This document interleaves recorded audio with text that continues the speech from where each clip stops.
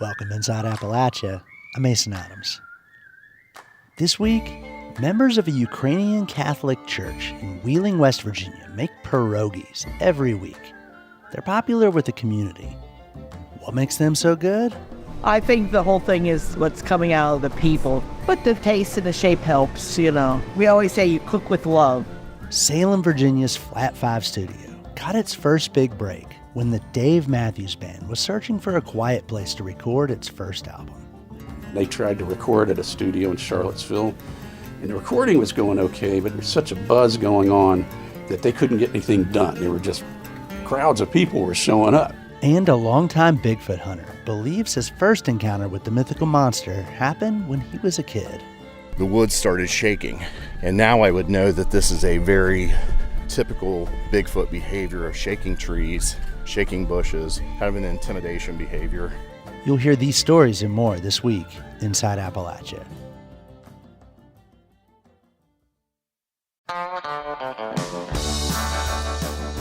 Welcome inside Appalachia. I'm Mason Adams. Chicken and dumplings are a staple of traditional Appalachian cooking. Just about every culture has some version of the dumpling. China has the wonton, Italy, ravioli, and in India and Pakistan, samosas. Different forms of dumplings have made their way into Appalachia, brought by immigrants who blended their recipes into the region's cuisine. That includes folks from Eastern Europe, who began arriving more than a century ago. Folkways reporter Will Warren went to a weekly pierogi making session in Wheeling, West Virginia, and has this story. It's a Tuesday morning in the kitchen of Our Lady of Perpetual Help. It's a Ukrainian Catholic church in Wheeling. Today there's a crew making pierogies here, the way churchgoers have for more than 100 years. Pierogi is basically a filled pocket of dough, pinched together, boiled and fried in butter. Pierogies are Polish, but you can find variations throughout Eastern Europe, including in Ukraine. Vareniki, it means to boil. It's the Ukrainian word for pierogi. This is Marianne Miskowitz. Pierogi has become Americanized. People have now started putting jalapeno potatoes in it. Some people have started to do dessert ones. But here at Our Lady, their pierogies are more traditional. They're always the same way. They haven't changed. This is Olga Skavarka. She's 98 years old. We make 3 kinds each week, potato and cheese, and then potato, cheese, and onion. And then we have the third one is sauerkraut. Olga's part of a group of regulars who get together each Tuesday to make more than 1,000 pierogies. We have a nice working group. I come down earlier and I put the pots and pans and the water on, and then I set the table for the pinchers when they come in. But we all have different jobs we do. It's like a process. While the process hasn't changed much over the years, the group has made some updates. When you first make dough, it's going to be a little bit grainy, until all the dough dissolves. This is John Paluch. His job is to roll out the dough and cut out small circles. My grandmother and the ladies, when I was small, they had marble rolling pins. They used a water glass to cut the circles. Now John uses a dough cutting tool they bought from a monastery in Canada. But even with the tool, he says he still falls behind. I still have to work very hard to keep up with the ladies when they're pinching. Back in the late 1800s, immigrants from Central and Eastern Europe came to the region to work in the mines and the mills, and they settled in Wheeling, bringing the tradition of pierogi making with them. William Gorby is the author of the book Wheeling's Polonia, Reconstructing Polish Community in a West Virginia Steel Town. Because Wheeling's immigrant communities were so intertwined with each other, they couldn't really be entirely separate. Everybody, in a way, kind of partook in that culture to one extent or another. Part of that included making pierogies. That tradition lives on at cultural festivals throughout the region. He says it's a way for descendants of those immigrants to celebrate their roots. It's also a way of trying to hold on to traditions, too, as like the younger generation grows up distinctly Americanized and maybe doesn't see themselves as attached to that sort of culture. So we see a lot of these festivals come back in like the 70s and 80s and 90s when like the third generation is like, I really would like to know more about, what my grandparents who literally came from Poland or Italy or somewhere else. There's an annual Polish Heritage Day in Wheeling. Pittsburgh Pirates even have a pierogi race at every home game, with runners in pierogi costumes. Here we go. Pierogies, on your mark, get set, go! Back at Our Lady, I ask if I can try my hand at pinching a pierogi. I have to admit, it's a bit intimidating. These women are experts. They give me some tips on how to pinch them so they don't open up during boiling. Stretch it out like a little pizza dough so that when you bring the sauerkraut in, you've got to get the dough over top. My skills are definitely not up to par. C minus, C, something like that. The ladies are kind. That's a little better. You're getting better. Try a third one. And eventually, It's a perfect one. What do you think, guys? That's perfect. Hope they don't get splashed. after the pinching's complete, another crew member, George James, boils the pierogies and pours them into a vat of melted butter. Butter makes it better, just like I say, butter makes it better. Then they're drained and dried under fans. We put them on here, let them cool off, and then we put them in the plastic bags. And then they sell them on Thursdays. Whatever's left over, they freeze for a later date. But I'm thinking they probably sell out on a regular basis, because these pierogies are so good, an A+ in my book. But I had to ask, is it the taste or the shapes that makes them so special? I think the whole thing is what's coming out of the people. But the taste and the shape helps, you know. We always say you cook with love. When I was a kid, I was raised on chicken and dumplings. I didn't have my first pierogi until I was in my 20s from a box of frozen Mrs. T's. But after eating the pierogies made at the church, no more store-bought ones for me. I've been spoiled. Oh no, we'll give them a dozen from here. For Inside Appalachia, I'm Will Warren in Wheeling, West Virginia.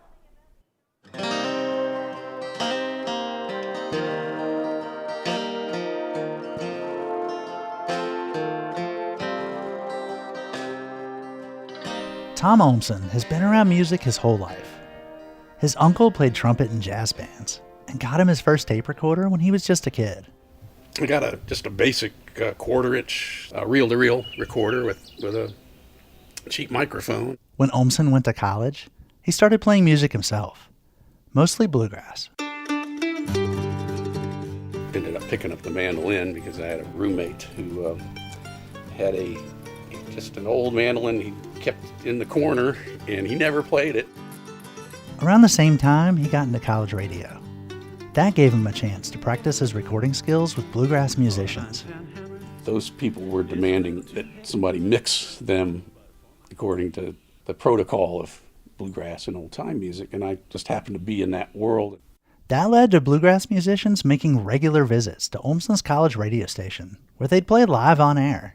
We started getting some name groups coming in the studio and doing just live two-track recordings. We were getting bands like the Seldom Scene, got to meet Bill Monroe. He allowed us to record one of his sets at a local festival, and Ralph Stanley, got to know him fairly well. Olmsson eventually opened his own recording studio, first in his house, and then in a space in downtown Salem, Virginia.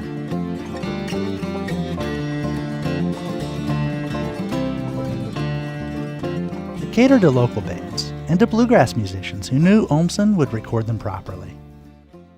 Then one day, Olmsson got a call from the owner of a Roanoke-based sound and event company.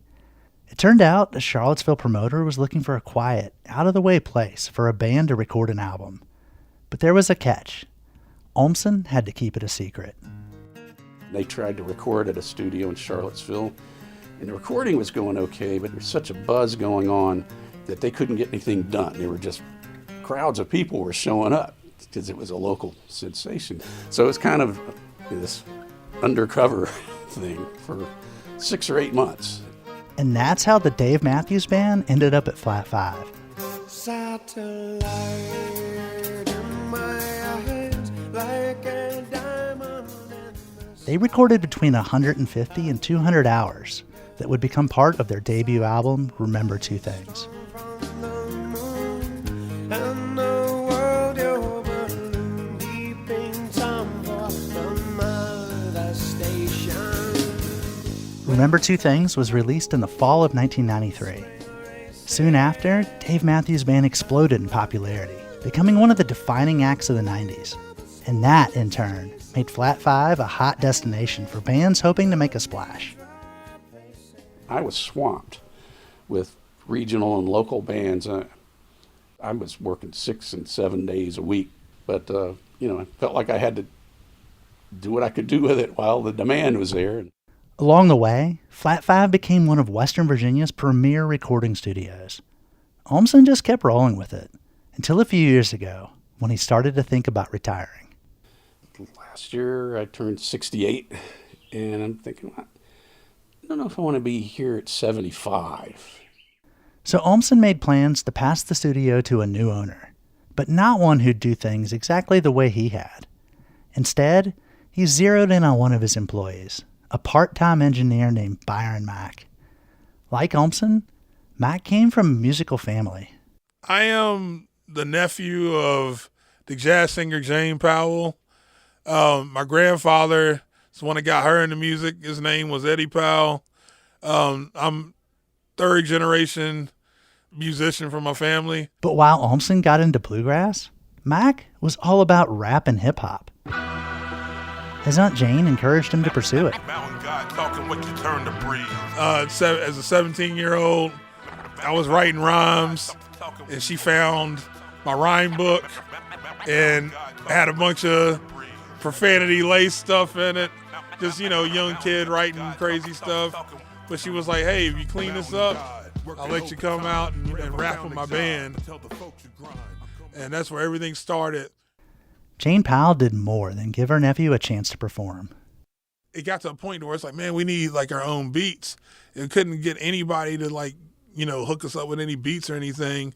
And so my Aunt Jane bought me my first beat machine for my 18th birthday.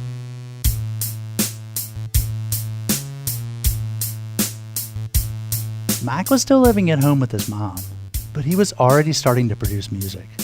Like Olmson, he started with a makeshift studio in his house. To tell you how small things were, I slept on a mattress, and I would literally take that mattress out of the walk-in closet so the artist could have room to go in and record their song. And then when they get done, I'd slide the mattress back in the closet because the room was so small. Mack's hustle and initiative eventually put him on Olmson's radar. In 2005, Mack went to work at Flat 5. Olmson says it was a good fit from the start, and not just on the technical end. Very good handling clients and, smooth over ruffled feathers. Mack says Olmson started talking to him about retirement in 2018. It took another 4 years to close the deal, but finally, in 2022, Mack became Flat 5's new owner. He's expanded it to incorporate more of his work in hip-hop and R&B. Of course, being a hip-hop artist, I've been able to bring in some more hip-hop elements that didn't exist before. I still do graphic design, website design. We really try to make it a one-stop shop for an artist so they don't have to go anywhere else. He's continued to work with Flat 5's old clients, but he's brought in new artists too, especially hip-hop artists. Olmson told me he thinks that's the studio's future. That's not to say it's all been easy going, even with Flat 5's long history. There's still a few people around that have come here for years, but it's still a new business. I'm new. There's new elements to it. But then again, Byron Mack's been working as a music producer for decades at this point. Just like Tom Olmson, he started at home before moving up to Flat 5. He wants to keep building and turn the studio into a destination for musicians across the East Coast. My long-term goal for Flat 5 is to be that go-to spot when you have to travel to Southwest Virginia. And in doing so, Byron Mack is keeping Tom Olmson's vision and the craft of music production alive and thriving. I'm the best of the beasts here. I'm working, keep requesting the feature. They call me king of the mountain. I'm invested in my region. Keep my nest eating my daughter, her fine mother. No graphics, what you see is what you get. I reported that story in 2023. Flat 5 closed its doors earlier this year. Byron Mack continues to release his own music and to run a music business servicing local and regional artists. He also hosts a radio show on 95.7 FM in Roanoke. Those first two stories are part of our Folkways reporting project, which covers arts and culture in the region. You can find more Folkways stories at our website, wvpublic.org. Coming up, Bigfoot fans make their case for the creature's existence at West Virginia's annual Bigfoot Festival.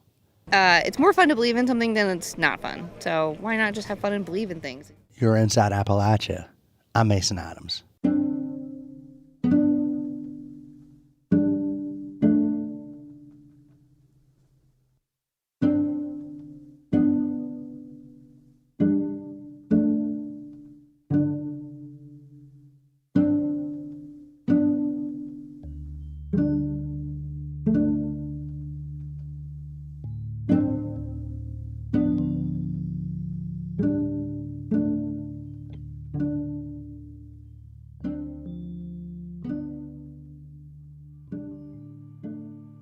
Support for Inside Appalachia is provided by Concord University, offering 31 bachelor-level degrees and 6 master-level degrees for students of any age. More information at concord.edu.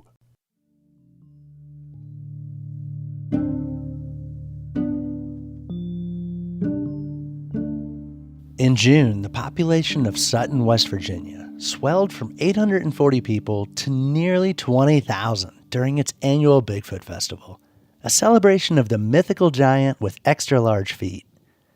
WVPB's Brianna Heaney spoke to those who search for the creature and those who just love the idea of it. Dr. Russ Jones starts most mornings off deep in the woods with his dogs and a walking stick with a GoPro attached, looking for a large, hairy, mythical creature known in these parts as Bigfoot. I like walking the place where we are right now that no one's ever really around. You're very remote, but there's creeks that always have water in them. And walking on these old logging roads, I'm able to look around and see whether or not I can find tracks or hear something that might be indicative that something's around. He's a chiropractor by day, but spends most of his free time out in the woods looking for Bigfoot. He's written books, hosted podcasts, and traveled to give lectures. The scientific consensus is that Bigfoot does not exist. Jones wants to change that. He grew up spending a lot of time outdoors, living in part off the land. We hunted ginseng, we had rabbit dogs, we had coonhounds, we all trapped. We were in the woods all the time. And during all that time in the woods, he had multiple encounters with what he believes was Bigfoot. His first sighting was when he was 13 on a fishing trip. It was maybe 40 yards from me, 35 yards. I mean, not very far. We're talking about from here to that pine tree sticking out down there. The woods started shaking. And now I would know that this is a very typical Bigfoot behavior of shaking trees, shaking bushes, kind of an intimidation behavior. Stories like the ones Jones tells are part of Appalachian folklore. And all the stories in Sutton this past weekend were about Bigfoot.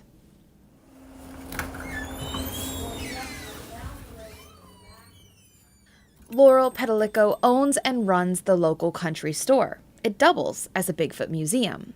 She says she has never seen Bigfoot, but she's heard a lot of stories. I'll have these big mountain men come into my counter, my little country store. And the one guy, slammed his hand down on the table, on my counter. And he's like, "You don't believe this crap, do you?" And I'm like, "Well, I kind of do." And he's like, "Why?" And I said, "Well, it's the stories I hear. And it's just, there's so many of them." And then he leaned forward and he's like, "Okay, can I tell you mine?" All these stories may be inspired by the fact that nearly 80% of West Virginia is forested, leaving a lot of room for the imagination. A few years ago, Petalico planned the first Bigfoot Festival. Hundreds of people showed up. The next year, thousands. And it grew to the massive event of this weekend. There's plenty of music here, and clogging. There's regional food like pepperoni rolls, all amidst Bigfoot lectures and what Petalico says is a space for Bigfooters to share their sightings. So we'll have a mic and let them just tell their stories around the campfire, and everybody can just sit and listen. And About half the people I spoke to here are not sure if Bigfoot exists, but think it's possible.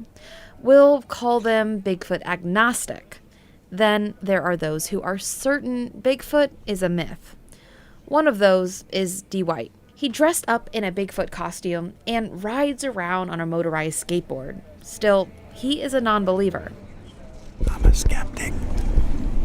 I'm a Bigfoot hater. But yet you dress up as Bigfoot. I do, because I love green. The color green. Green, he means money. He travels around selling Bigfoot merchandise like stained glass, t-shirts, and wood engravings of Elvis Presley and Donald Trump in Bigfoot ghillie suits. Apparently the industry is, well, big. Bigfoot, yeah. Bigfoot was in Forbes magazine as a billion-dollar business. Look at all these people making money off of Bigfoot. But there's also true Bigfoot believers like Ashton Smith and Hayden Brown, who traveled all the way from Washington, D.C. Yes, I absolutely believe in Bigfoot. I think that it's more fun to believe in something than it's not fun. So why not just have fun and believe in things? These girls are decked out in shirts and hats that say in pink cursive, quote, just a girl who loves Bigfoot. A link to Bigfoot Festival weekend, and I was like, say no more. For them, it's fun and magical to believe there is still something out there to be discovered. They say, you can't prove that Bigfoot doesn't exist, and he could still be discovered one day. Until that happens, the Bigfoot folklore will keep this festival going. For West Virginia Public Broadcasting, I'm Brianna Heaney in Charleston.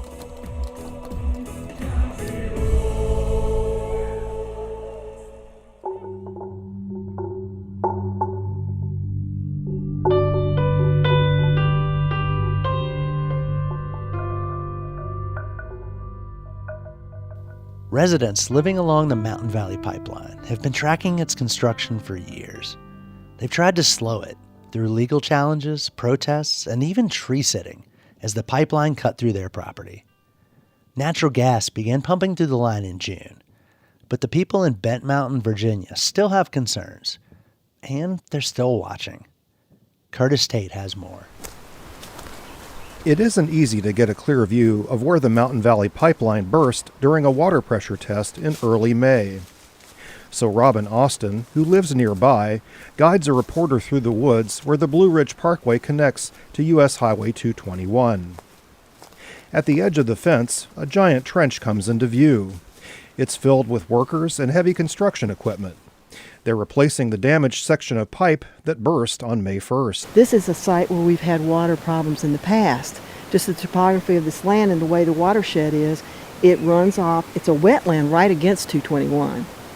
And it enters the culverts and goes to the streams.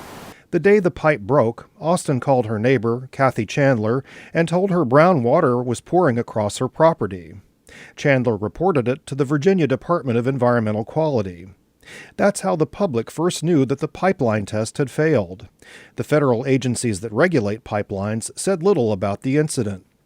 But on June 11th, they approved the pipeline to begin carrying large volumes of gas at high pressure from West Virginia to Virginia. Once the gas is in the line,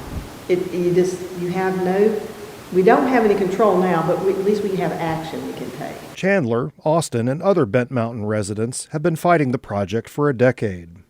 Last month at the Bent Mountain Center, a converted school building, they said they still worry the pipeline could affect their safety, their water quality, and their property values. I don't want to be known as the girl with the muddy creek. That's Chandler. We've had horrible repeat offenses to our water, our surface waters, but the real life-threatening event for our neighborhood is that a pipe split open under pressure.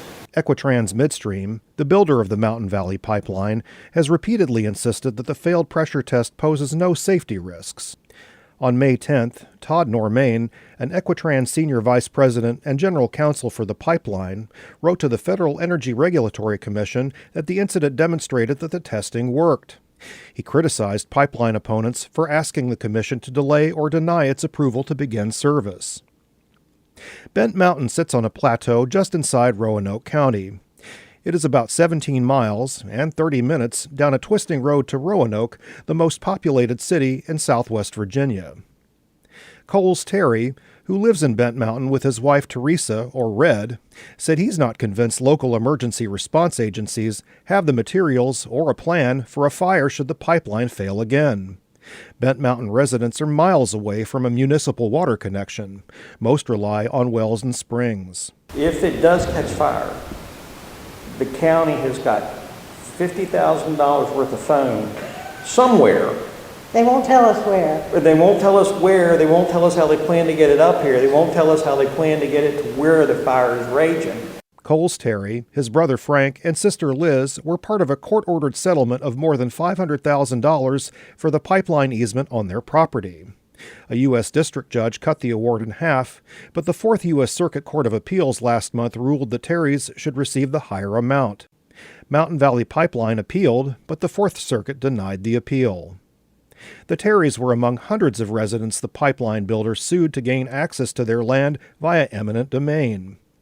Many tried to challenge the decision by FERC to grant the pipeline the authority to use eminent domain, but were ultimately not successful. Pipeline opponents had been successful in challenging the project's permits, bringing construction to a halt for prolonged periods. That all changed a year ago when Congress enacted the Fiscal Responsibility Act, a spending deal that required the completion of the pipeline.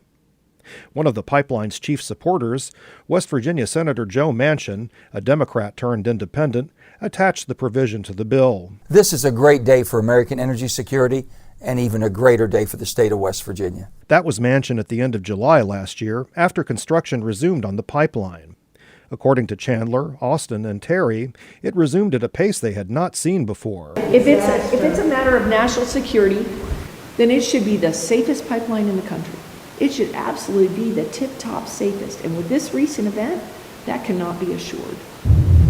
We could take him just quickly up to Bottom Creek, and we might see where they're doing some restoration from there. I don't know. On Liz's? On Liz's. Yeah, we can do that. You want to do that? Austin and Chandler showed some other places in the area where the pipeline crosses farms and wetlands, and also where it begins to ascend steep slopes.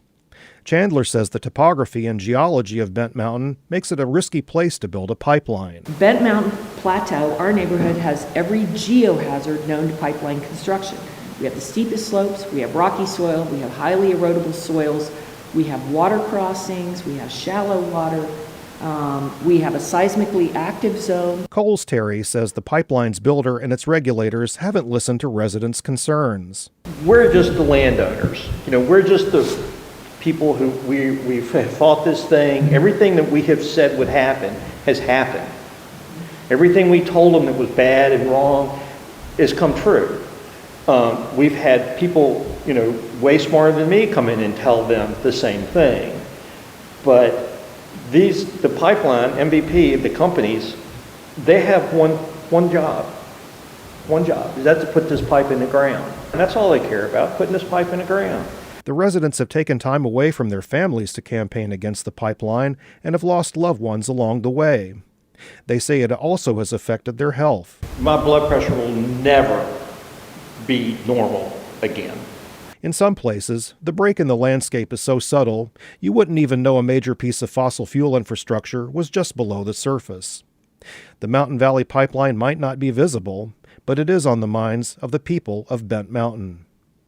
For West Virginia Public Broadcasting, I'm Curtis Tate in Bent Mountain, Virginia.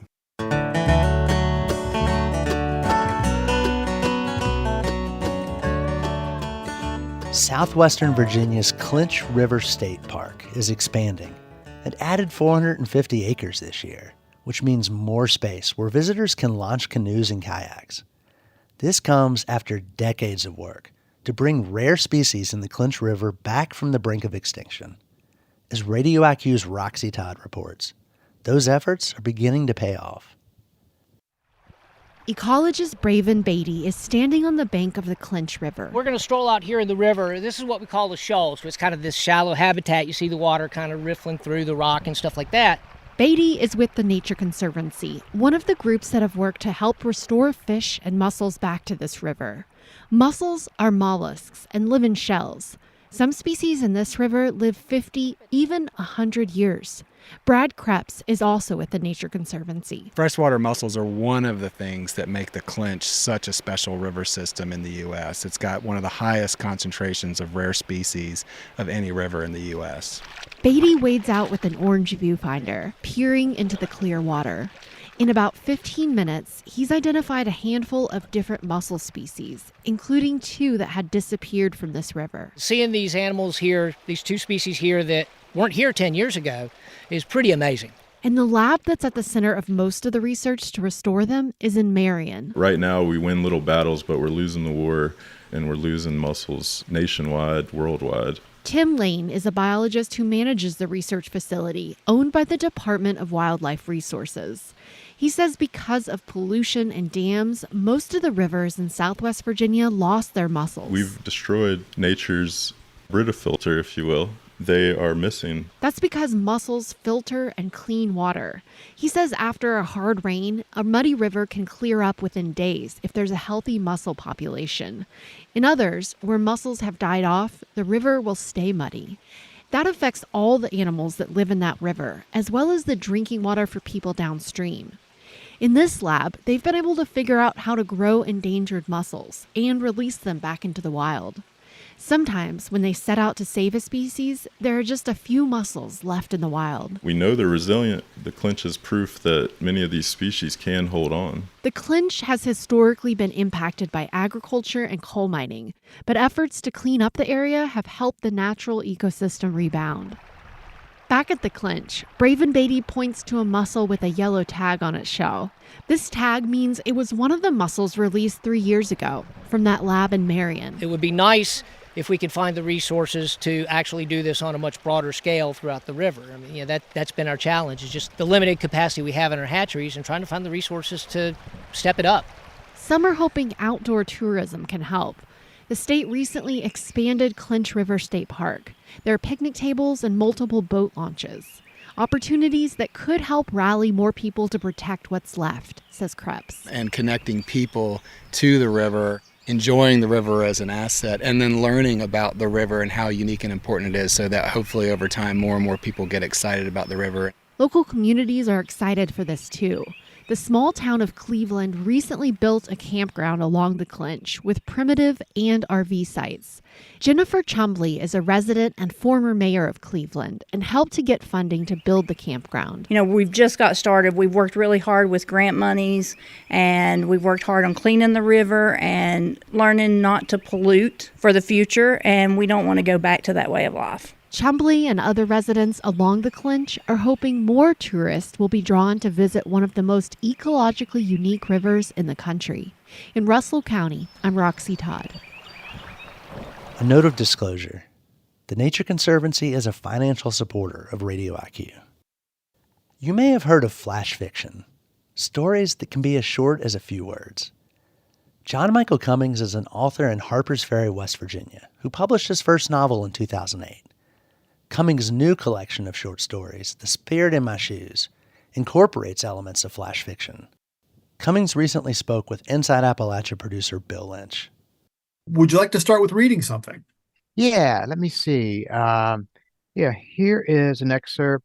This is kind of a prosy, essayistic piece, but it's just, okay, so from Crows and Sparrows. In divorce, the gods drop you from their laps, and the forces of the inevitable and adverse, they nudge you into the unknown, oblivious to your whimpers. Before you can protest or brace yourself, another source of harm, another source of ruin shoves you into the body of the stranger beside you, so that you yourself become that stranger, first to the world, then to yourself. Alone, you wander into the forest of alienation, where strangers introduce you to the age of self-help, Zen, yogic self-centeredness. Although you strive to attain mental well-being, you're just too angry for enlightenment. You feel too disconnected and too rebellious. Or you speak some kind of spiritual elation through sex and food, and you receive only disillusionment. The return of hunger in another day. You cannot suppress the scorn that is lacing your mind and your will. You cannot unearth your good and kind self. Instead, shame and guilt hammer against the inside of the head, or consternation vibrates through your ribs, tingling up to your fingertips. The fight of your life is on. Tell me a little about that piece. Well, it's sharing some of the intense feelings that are personal and were lived by me, experienced by me, and that are in some way trapped inside me, but they are singular to me and alone with me and remote with me. So by putting them on the page, it's an exercise of some kind of statement. I don't know that it cleanses it or makes it feel better. It just makes a petition of it. It declares it, it acknowledges it. It does some kind of craft through writing. It maybe it embellishes it for the sake of art, but it puts energy into it. Maybe writing is therapy. What's the attraction to writing in shorter forms like short stories? Occurred to me that we remember by sharp details. When we think about our childhood, there's sharp details, maybe the color of a coffee cup or a mustard jar or the type of table or a pattern. And those memories are very vivid to you and to your siblings. And you might connect with your siblings. Returning, years later, you both remember that particular detail or the smell or something about the mood of the room or how the air always blew across the yard in an icy way constantly. I'm drawn to those highly detailed, up close snapshots of our lives. And the things that we don't talk about so much, we don't have time to, or we don't dare talk about them, even though there's nothing bothersome about them. It's just an investigation. So the language gives me time to investigate that moment. When did you start writing? I wrote love letters in high school. I wrote 20-page love letters. I'm not kidding you. Every night in beautiful Jeffersonian cursive. And what did I write? Probably the worst poetry ever. I mean, probably just saccharine. That actually was my beginning in writing, but I didn't apply it in school. It was my sentiment toward her. Later in college, I actually had been studying art through high school, but in college, I took a poetry class. The love letters. What happened with those? Yeah, she still has some today. Yes, with someone else. It doesn't make life any less beautiful, though. Do you remember the first story you got published? I do. I was living in Rhode Island in a house on Church Street in Newport, down in the very touristy area. And I got a phone call from the editor of Portland Monthly magazine in Portland, Maine, Colin Sargent. And I'm talking to him and he's saying, "Can you give me 750 words?" And I'm stammering. He says at one point, when I'm really slow to respond, he said, "Well, we'll just have to forget the whole thing." Well, you talk about leaping to life. I just came to life then. I said, no, we'll do whatever you want. He did the work. I mean, he was really skilled. He just knew how to cut. He wanted to capture the description of the lighting of a church.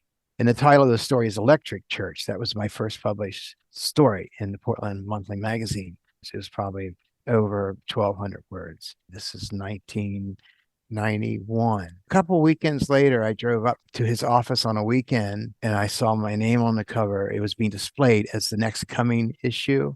That was the thunder in my road, Tell me about where you grew up. In Harpers Ferry, right down here and where the three states come together. And my family grew up down over the hill in the historic park, getting close to the Hole, as its town was originally called, the Hole. How glamorous. We lived way down into the Hole, across from John Brown's Wax Museum in a little stone house. And there were 6 of us, my parents, my 2 brothers, my sister. Tourists were around us all the time. And on one hand, you had to park making an open air gallery or an open air mini Williamsburg, during the 70s and 80s. It was just making everything like really nicely restored and beautiful. And then on the other hand, you had swarms of tourists, and it's almost like a movie set. It was too surreal almost. The book is The Spirit in My Shoes. John, thank you very much. Thank you very much, Bill. It's been a pleasure.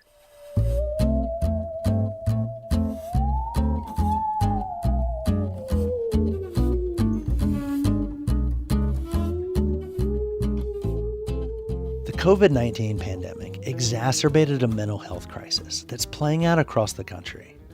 In rural communities, the urgent need for care overlays a health system that's increasingly difficult for people to access.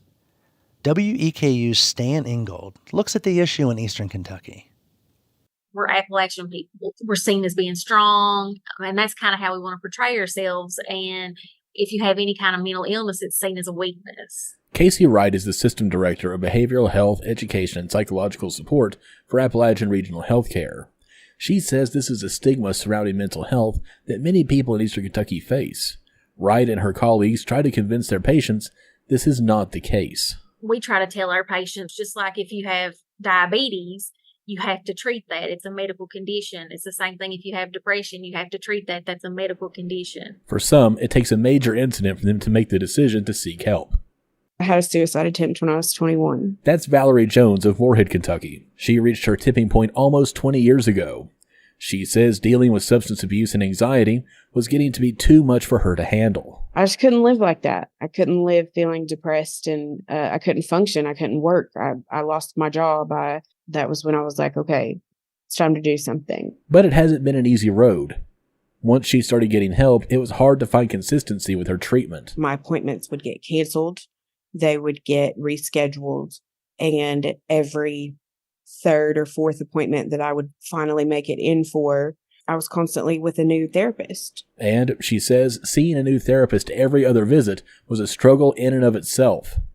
Jones says it's frustrating because she's constantly told that she needs to pair her medications with therapy. But then, I'm trying to hold up my end of the bargain, but then I keep getting canceled and basically told that, it doesn't really matter. She says sometimes it makes her lose heart. And it just makes me not want to go. And I'm limited with what providers I have access to. Jones works in the mental health field herself. She knows it isn't easy for those trying to help. But as someone on the other end of that's trying to get those services for myself and someone with anxiety, it's hard to just go in and talk to somebody, period. This isn't the only hurdle that people face. Casey Wright with ARH says in Southeast Kentucky, sometimes even just getting to the appointment is difficult. You don't have Uber here. We don't have taxis here. We don't have things like that. Most of our people live, in haulers and things like that are not close to town. So it's really hard for our people to find a ride to even get to any of their mental health appointments. Paulina Jones is the Director of Counseling and Psychological Services at ARH. She says public transportation isn't much of an option either. When you have to make an appointment for them to come and get you, you have to do it 3 days in advance. So some of our patients don't even have telephones. And then even for Wi-Fi, there's not good Wi-Fi service here either. Paulina Jones says another stumbling block for those seeking help is finances. Many of the people who get help from ARH are on Medicaid, but for others, it can be much more difficult to pay for treatment. But if you have Medicare, only certain providers can get paid for that. And if you have private or like insurance, you're only allotted so many days of like outpatient therapy. So you may be only getting 10 days to clear up whatever the issue is. Jones says while they have several inpatient facilities for those dealing with substance use disorder, there needs to be something set up for long-term mental health care. There's no nice facilities for our chronically mentally ill to go and live the rest of their life, not have to have that high recidivism, keep coming into the hospital because of the living conditions or not having a safe place for them to go. Anyone who may be experiencing suicidal thoughts or any kind of mental health crisis can call or text 988 24 hours a day, 7 days a week to speak with someone qualified to help. I'm Stan Ingold in Richmond. A West Virginia school board becomes the center of a political firestorm as it considers whether to purchase a new set of textbooks. That sounds like a modern-day news story from 2024, but no. This happened 50 years ago with the Kanawha County Board of Education. What's remembered today as the Kanawha County textbook controversy involved boycotts, mass marches, and even violence. Us and Them host Trey Kay produced an award-winning documentary about the textbook controversy and provides this reflection. The year I was in 7th grade, the Board of Education was considering new English and language arts textbooks to reflect America's multicultural society. School board member Alice Moore, the wife of a local preacher, was offended by some of the material that she believed to be unpatriotic and anti-Christian. However, there were many people in Kanawha County who supported these new multicultural textbooks. The West Virginia Human Rights Commission, the Council of Churches, and the NAACP all wanted classroom materials to include works by African American writers like James Baldwin, Gwendolyn Brooks, and Langston Hughes.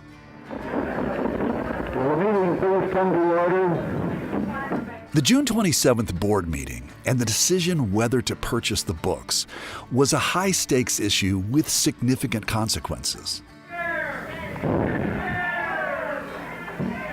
We'll have to have class. Some textbook critics feared references to the Vietnam War might open the door to unpatriotic views. The opponents cited an English textbook with an E.E. Cummings poem that they considered to be pornographic. Another book included a racially and sexually charged passage by former Black Panther Eldridge Cleaver. School board member Alice Moore was offended by the inclusion of a Sigmund Freud essay. In the same book, Essays in Theory, there's another article on the sexuality of children, their sexual feelings toward their parents, where they spell out quite explicitly how every little girl has a very sexual desire for her father. Anyway, Sigmund Freud, this was something he had said, and he said every child, every boy desires to have sex with his mother, and every girl desires to have sex with her father. And that was so repulsive to me, to think that any child would see that. I knew that thought would never leave their mind. 16 people testified at the board meeting that night, 10 in favor of the new books and 6 against them. Mike Winger supported the new textbooks at that meeting. Winger said it was important to give children a sense of their reality. If I have been successful as a parent, nothing my children can read in school can hurt them. Most of us remember the childhood saying, "Sticks and stones can break my bones, but words," and I would add, "ideas can never harm me." To summarize, this is the only world in which we live. We cannot hide it from our children. We can only determine when they will find it and where they will find it. Let them find it today rather than tomorrow, and let them find it here in our schools rather than on some street corner in New York or in some rice paddy in Vietnam. Thank you. As a 7th grader in 1974, I saw Kanawha County's textbook war as symbolic. It brought violence to my city, to places I knew. Shots were fired at empty school buses. School buildings were dynamited and firebombed. Many families kept children out of schools, and a business boycott hurt the entire region. The textbook controversy also showed me adults who were unwilling or unable to compromise. The conflict revealed in that board meeting continues to bubble up in our public schools. In Kanawha County, the question in 1974 was how school classrooms could include the full spectrum of the Black experience in American culture and think critically about societal structures. Culture war battles continue today, as the National Education Association reports that nearly half of schools face challenges to teaching about issues of race and racism and their policies and practices relating to LGBTQ issues. 1/3 of schools report attempts to limit access to books in the library.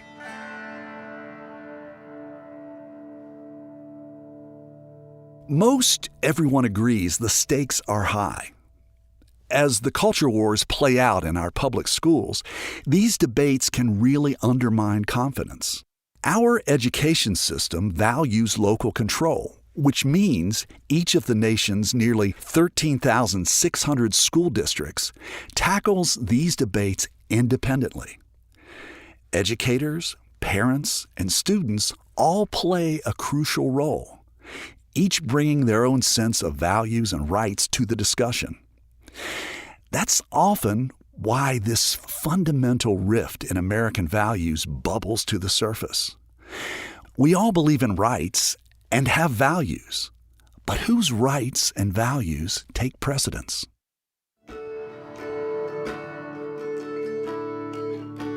It's so easy in today's climate to create an us versus them atmosphere.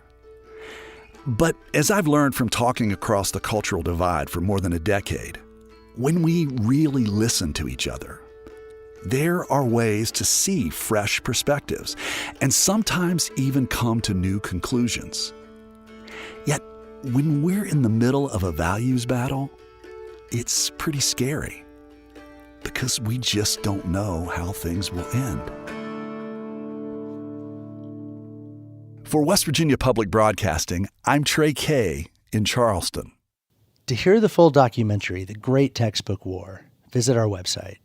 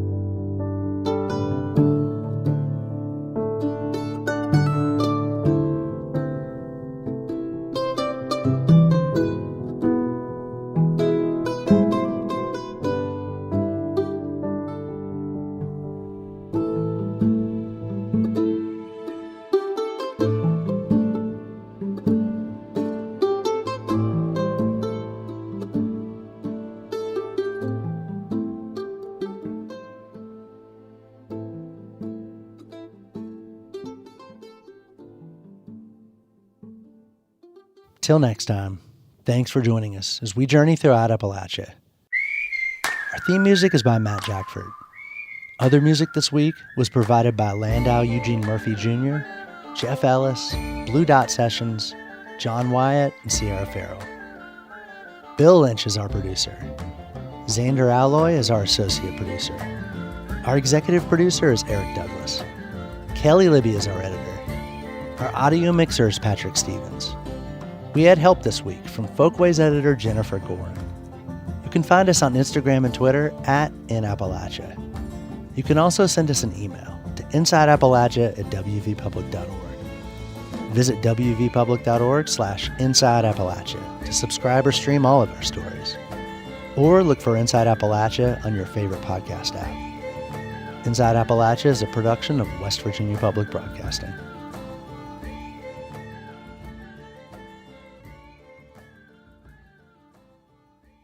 Support for Inside Appalachia is provided by Concord University, focusing on students' futures. Classes available at concord.edu/apply.